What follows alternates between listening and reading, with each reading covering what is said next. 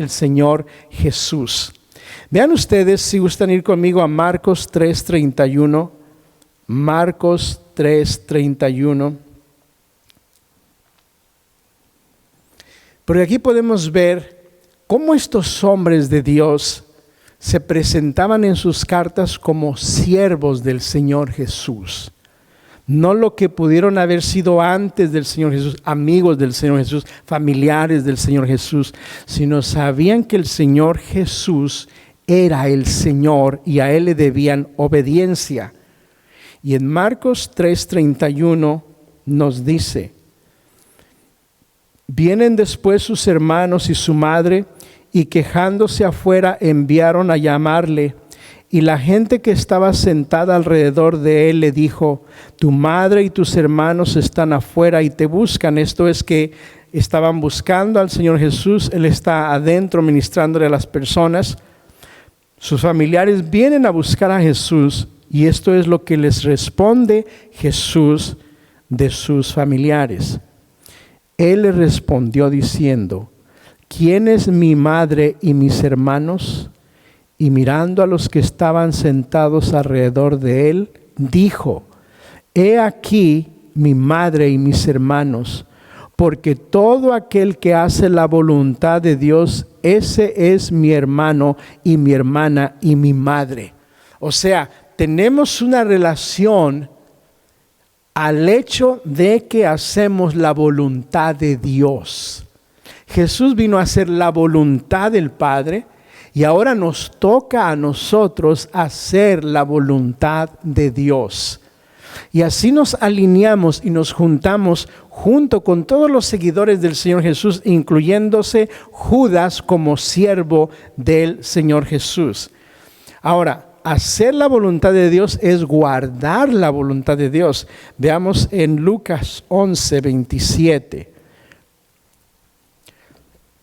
Lucas 11:27 nos dice: mientras él decía estas cosas, una mujer de entre la multitud levantó la voz y dijo: bienaventurado el vientre que te trajo y los senos que mamaste. Y él dijo: antes bienaventurados los que oyen la palabra de Dios y la guardan. ¿Qué estaba haciendo Judas? Obedeciendo a la palabra del Señor Jesús, haciendo la voluntad del Señor Jesús. Él no pensaba: yo tengo conexión con el Señor Jesús, no necesito obedecerlo, ya mi lugar está reservado, tengo palanca con Él, no necesito hacer lo que los demás hacen, yo tengo cierta amistad muy cerca con Jesús. Él sabía y se daba cuenta que estar en relación y en comunión con el Señor Jesús era hacer la voluntad de Jesús. Ahora, si lo traemos a nosotros, diríamos: ¿cuánto más nosotros? Necesitamos hacer la voluntad de Dios, porque esto es lo que agrada al Padre. Ahora, esto habla de la humildad de Judas. Si Judas fue humilde, nosotros también necesitamos ser humildes. Y a veces vemos alrededor de el grande espectrum de las diferentes iglesias que hay hoy día, donde no se mira la humildad en los que dirigen una congregación, en los que enseñan la palabra de Dios. Pareciera como que hay ciertas personas que merecen tal respeto, tal honra, tal honor, porque tienen ciertos talentos, tienen buena comunicación o son buenos cantantes, y parece que la humildad no es para ellos. Judas se presenta delante de la iglesia, delante de los hermanos, con humildad. No se aferra a una relación de familia que él tuvo con el Señor Jesús. Para él lo más importante de Judas era la sangre derramada de Cristo Jesús que lo salvó, y no la sangre de familia que él tuvo con el Señor Jesús. Lo más importante era la sangre de Jesús derramada en la cruz para darle salvación, que su relación familiar que él hubiera tenido por la sangre que corría por las venas de estos dos hombres. Habla del valor de este hermano y habla mucho más de su relación con ese Salvador, Cristo Jesús, como poniéndose como un siervo del Señor Jesús. En el versículo 2 nos habla donde Él les dice a los hermanos, misericordia y paz y amor os sean multiplicados. Él no dice ojalá y la misericordia y la paz sean agregados a tu vida, sino sean multiplicados. Es mejor tener multiplicación que solamente una agregación o una suma. Y Él quería que la misericordia y la paz de Dios fuera abundante en nosotros. No conformarnos con poco de la misericordia y la paz de Dios, sino buscarla más y más en nuestras vidas y en nuestros corazones. La misericordia y la paz de Dios no son cosas que obtenemos de la fuente de lo material, sino de las cosas espirituales que recibimos de parte de Dios en nosotros, y Él nos anima a buscar más y más las cosas espirituales de Dios en nuestras vidas. En el versículo 3 les dice Él, abajito de donde dice común salvación, dice, me ha sido necesario escribiros exhortándoos que contendáis. Contendáis. ¿Qué es contender o contendáis? Hacer un esfuerzo continuo por vencer y defender algo. Hacer un esfuerzo, y la clave está continuo, en convencer a las personas o defender nuestra fe. ¿Por qué? Porque es algo valioso. Es la vida eterna. Y eso nos ayuda cuando recordamos de Pedro que nos dice, santificad al Señor en nuestros corazones, a buscar de mantenernos santos delante de Dios, pero lo reflejamos delante de las personas, delante de la gente que nos mira alrededor. ¿Qué miran ellos? ¿Cómo actuamos? ¿Cómo hablamos? Si somos humildes, si somos tranquilos, si somos pacientes, si somos gozosos. ¿Qué sale de nuestra boca? Porque estamos contendiendo por la fe que es valiosa, que es la vida eterna. Y las personas que están alrededor de nosotros dependen de nuestra madurez espiritual. Porque va a llegar el punto donde ellos quieren saber por qué nos comportamos como nos comportamos. ¿Por qué no soltamos palabras obscenas? ¿Por qué nos mantenemos en humildad, en obediencia a nuestros patrones? ¿Qué nos hace hacer eso? Y la gente quiere preguntar, la gente quiere saber. Y de esa manera nosotros contendemos continuamente, convenciendo al mundo de que nuestra fe es la verdad. Y al mismo tiempo la estamos defendiendo. Algo que es valioso necesita ser protegido en la forma de el que lo tiene en su vida, vive. ¿Cómo vivimos? Porque estamos protegiendo algo que está dentro de nosotros que es muy valioso. ¿Cómo lo protegemos? Con nuestra conducta y nuestra manera de ser. Cuando vamos a un museo donde tienen arqueología, tienen joyas, tienen fotografías que son muy valiosas, están dentro de una vitrina que tiene un tremendo candado y algunas veces hay un policía al lado, está guardando algo que es muy valioso. De la misma manera nosotros la fe y el entendimiento y la salvación que tenemos en Cristo Jesús la resguardamos con nuestra conducta y no damos lugar a que la gente hable mal de nuestra fe por la forma en que se conduce el que carga esta fe, el que transporta esta fe, el que comunica esta fe. ¿Cómo resguardamos y contendemos a la vez por esta fe? Con la enseñanza de la palabra de Dios que recibimos fielmente, con nuestro testimonio y cómo nosotros así resistimos las falsas enseñanzas que hay hoy día. Vean ustedes que dice también, contendáis ardientemente por la fe. ¿Qué es la fe?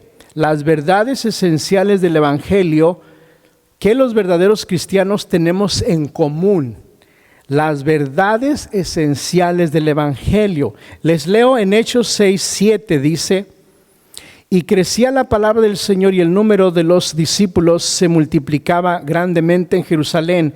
También muchos de los sacerdotes obedecían a la fe. Ahora, recuerden ustedes que muchos de los sacerdotes fueron los que hicieron el complot, la trampa para ajusticiar a Jesús y llevarlo a la cruz. ¿Cómo es que muchos de ellos se vieron convencidos de la fe? Por la forma en que los hermanos actuaban, en su comportamiento. Y ahí nos da a nosotros el entendimiento de que si Dios es el que va a través de su Espíritu Santo a convencer a las personas, pero nosotros les damos una probada en nuestra manera de comportarnos de que esa fe es verdadera y cómo funciona en nosotros, cómo funciona todos los días, no cómo se predica, cómo se habla, sino cómo la demostramos a raíz de que estos sacerdotes también ellos vinieron al Evangelio de Cristo Jesús y obedecieron a la fe. En Colosenses 2:7 dice: arraigados y sobreedificados en Él y confirmados en la fe, así como habéis sido enseñados, abundando en acciones de gracias. Dice que mientras estamos edificando, ¿cómo sobreedificamos? Aquí recibimos la enseñanza. Cuando estamos allá afuera, nosotros le compartimos a otras personas de la enseñanza y de la fe y del amor en Cristo Jesús. Esta mañana hablaba con un muchacho que contrajo matrimonio con una muchacha que venía aquí hace unos 10 años. Y nos estuvimos manteniendo en contacto. Un muchacho altote, fuertote, y ahora estaba platicando con él. Y él me platicaba de cómo él vino por la fe de esta hermana al Señor Jesús, pero cómo la fe de ella le ayudó a él a realmente entregarse a Dios. Pero cómo otras personas en el camino lo ayudaron a ver que esto es verdadero. Y él decía, esto es lo que me ha ayudado a acercarme a Dios. Y lo decía con una gran convicción. Me han pasado ciertas cosas y ha habido personas que me han hablado con la verdad, que me han hablado con convicción. Entonces, lo que le comunicamos a la gente tiene mucho que ver también en que la gente sea edificada en la fe, obedeciendo al Señor. Y vea cómo Pablo nos dice en el versículo 4, hay algunos hombres, no todos, pero había algunos hombres que encubiertamente habían entrado en las iglesias, hombres que ya estaban destinados, o sea que ya Dios sabía lo que estas personas iban a hacer cuando entraban a las iglesias, algunos de ellos, y nos dice cómo eran estos hombres impíos que usaban el libertinaje y la gracia del Dios y negaban a Dios y se penetraban entre las iglesias como ratones. Y poco a poco comenzaban a minar las iglesias. Y entendemos cómo Pablo, cómo Pedro y cómo Juan se daban cuenta que estas personas estaban alrededor minando las iglesias. Y hoy día podemos nosotros ir a las redes sociales y darnos cuenta cómo estas personas abundan por todos lados. Solo necesita uno ir y empezar a ver lo que se dice detrás de los púlpitos hoy día y cómo hay así de gente siguiendo a estos maestros falsos. Por ejemplo, en Hechos 20:29, si gustan ir allí, en Hechos 20:29 al 30, Hechos 20:29, 20:29 al 31, dice Pablo: porque yo sé que después de mi partida entrarán en medio de vosotros lobos rapaces que no perdonarán al rebaño. Y de vosotros mismos se levantarán hombres que hablen cosas perversas para arrastrar tras sí a los discípulos. Por tanto, velad, acordándoos que por 3 años de noche y de día no he cesado de amonestar con lágrimas a cada uno. Hasta ahí leemos. Vea usted qué clases de personas. Primero, entrarán en medio de vosotros lobos rapaces. ¿Qué hace un lobo rapaz? Busca ovejas gorditas, saludables, las engañan, se las llevan, dice, y no van a perdonar. O sea, esta me la llevo porque me la llevo.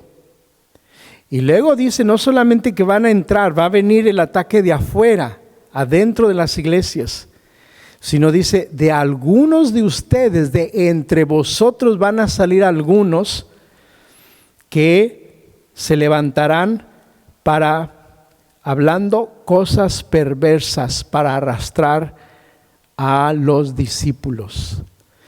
Ahora, ¿a quiénes estas personas iban a ir arrastrando?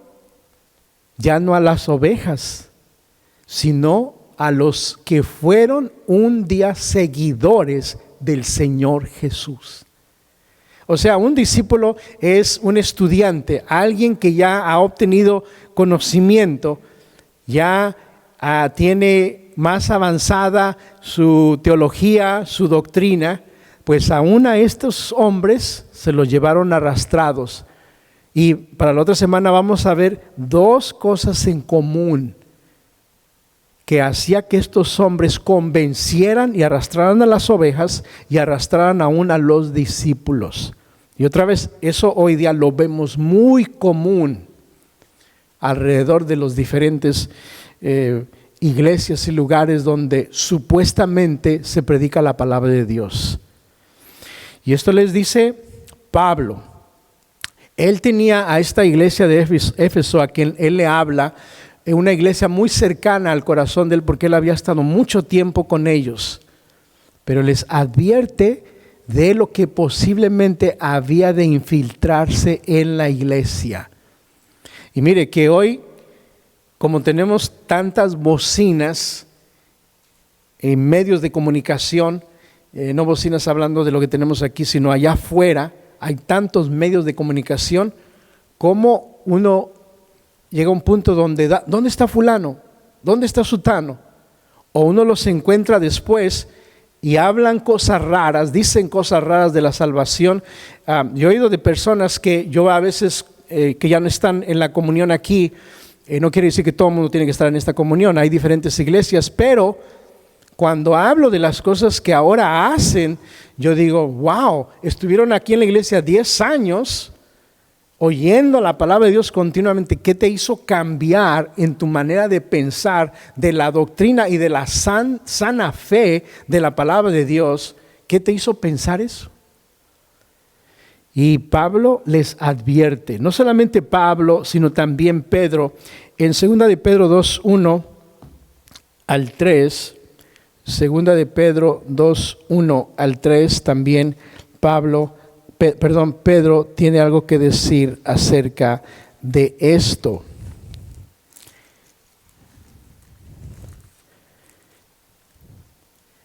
Segunda de Pedro 2, del 1 al 3.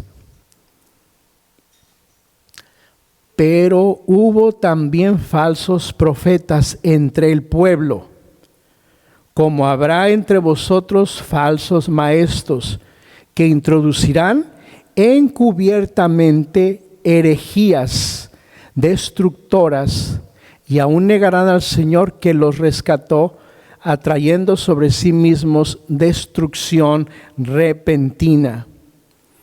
Y muchos seguirán sus desilusiones, por causa de los cuales el camino de la verdad será blasfemado, manchado, ensuciado. Y por avaricia, ahí viene una de las señales de la motivación, de lo que mueve a estas personas.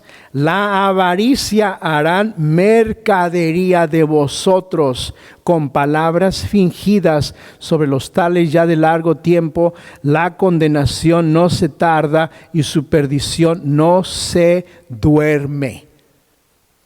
Una de los propósitos, de las causas, de las razones es hacer mercadería de la gente. O sea, ver en la gente, verle el rostro y no ver el rostro de un hermano, de una hermana, de una sonrisa o de alguien que necesita ser ayudado, apoyado, ministrado porque está triste, sino ver en su rostro ¿qué?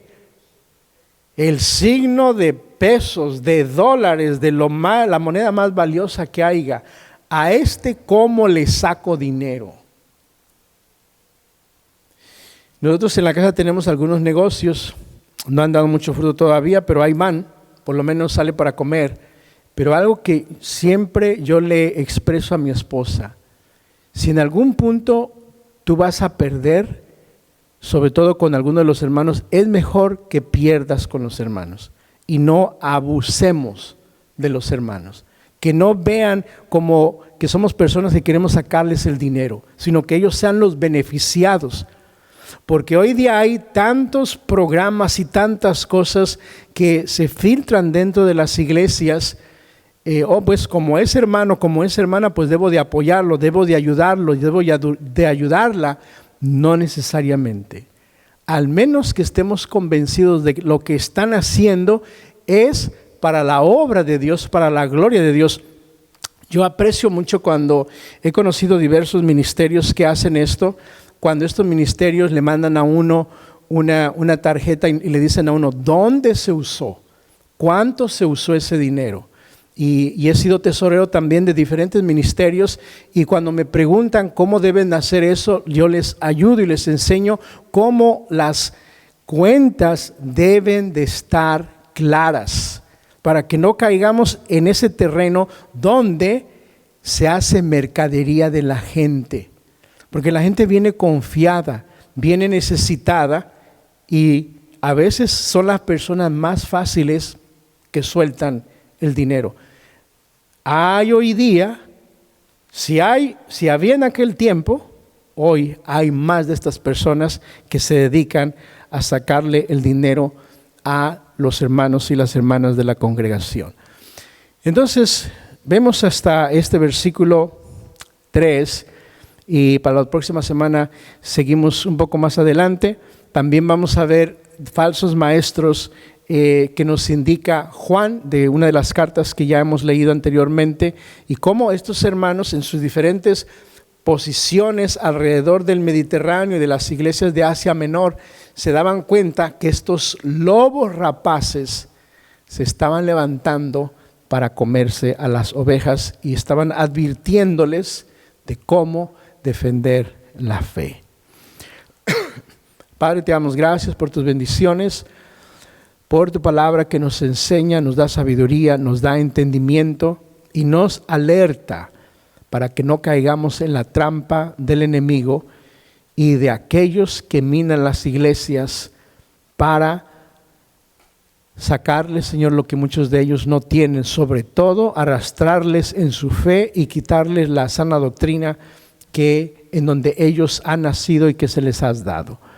Padre, protégenos, ayúdanos, guíanos, bendícenos y danos cada día más y más interés por tu palabra, y que podamos rescatar a muchos, Señor, que han sido llevados en estas trampas del enemigo, engañados de su fe, que una vez consideraron importante, ahora se han dejado arrastrar. Danos sabiduría y entendimiento, sobre todo danos mansedumbre y también hambre por tu palabra para conocerla más y compartirla con otras personas.